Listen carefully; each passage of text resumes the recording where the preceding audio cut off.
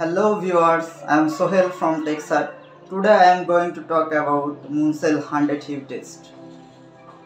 Munsell 100 hue test কি? এটি কেন করা হয়? কাদের জন্য এই টেস্টটি জরুরি? এই টেস্টের স্কোর কতটুকু হলে ভালো? অর্থাৎ কতটুকু হলে অ্যাকসেপ্টেবল? এই টেস্টটি করতে কি পরিমাণ সময় লাগে এবং এই মুনসেল 100 হিউ টেস্টটি করতে কি পরিমাণ এক্সপেন্স হতে পারে? এই টেস্টটি আমরা কোথায় করতে পারবো, অর্থাৎ কোন কোন থার্ড পার্টি ল্যাব এই টেস্টটি করতে পারে, আজকের এই ভিডিওটিতে থাকছে এই সমস্ত তথ্য।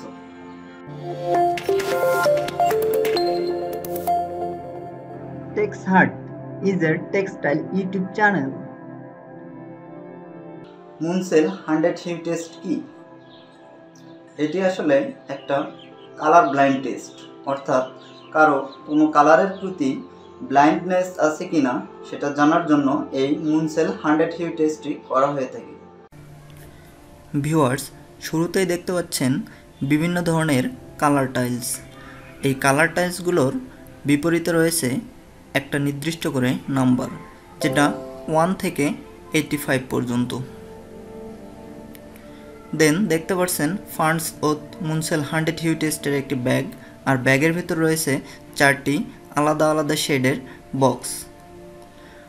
এই বক্সের ভিতর কালার টাইলসগুলো ক্রমান্বয়ে সাজানো থাকে, বাট দুই পাশের দুইটা ফিক্সড থাকে, আর বাকিগুলোকে ক্রমান্বয়ে light to deep, deep to light সাজাতে হবে। তো ভিউয়ার্স, আমরা এখন সফটওয়্যারের মাধ্যমে দেখতে পাচ্ছি একটি পারফরমেন্স স্কোর। এখানে টোটাল ইরর ছিল 28, অর্থাৎ এটি একটি অ্যাভারেজ স্কোর। আপনার স্কোর যত কম হবে ততই ভালো, অর্থাৎ স্কোর যদি 0 হয় তাহলে সব থেকে ভালো, এবং আপনার টোটাল ইরর যদি 12 হয় তাহলেও এটি অ্যাকসেপ্টেবল। তো ভিউয়ার্স, এখন দেখতে পাচ্ছেন কালার টাইলসগুলোকে বক্স থেকে নামিয়ে দুই পাশের দুইটা ফিক্সড রেখে এলোমেলো করে দেওয়া হয়েছে একজনকে কালার ব্লাইন্ড টেস্ট করার জন্য। তো ভিউয়ার্স, দেখেন কিভাবে করা হচ্ছে। ডিপ টু লাইট ক্রমান্বয়ে সাজানো হয়েছে এখানে কালার টাইলসগুলোকে।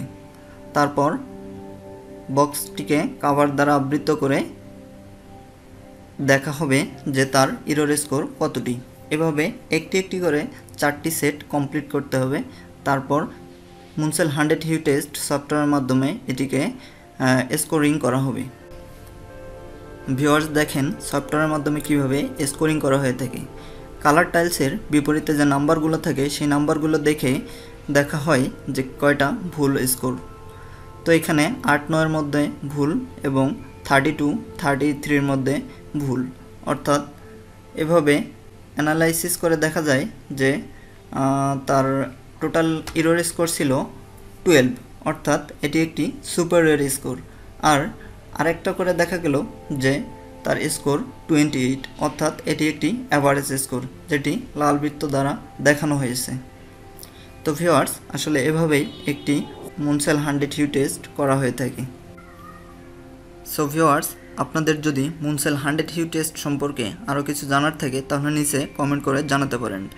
আর এই টেস্টটি পারফর্ম করতে প্রায় 10 মিনিটের মতো সময় লাগবে, এবং একটি টেস্টের জন্য আপনাকে গুনতে হবে প্রায় $35, অর্থাৎ বাংলাদেশি টাকায় প্রায় 4500 টাকার মতো। আর এই টেস্টটি আপনি করতে পারবেন বিবি এবং আইটিএসে। So viewers, hit the subscribe button and press the bell icon for upcoming new video. Thank you for watching my videos.